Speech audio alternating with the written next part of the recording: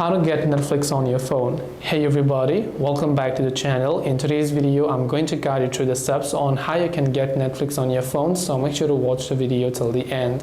Now, if you want to get Netflix on your phone, basically, you want to make sure first of all that you are connected to a reliable internet connection. If you have your mobile data, you can also switch to your mobile data. Now, once you've done that, depending upon whether you're using iOS or iPhone or Android, open up your respective app stores or your Play stores, then in the search bar, simply go ahead and then type in or search for Netflix, right? Then once you search for the Netflix app, you'll find the list of applications where you have to select the Netflix app, hit the install button. In my case, I've already installed it. That's why you're seeing the open button. If you haven't yet, then you'll find an install button instead. And that's how you can get Netflix on your phone. Hope this video was helpful. If you have got any more questions, feel free to leave them down below.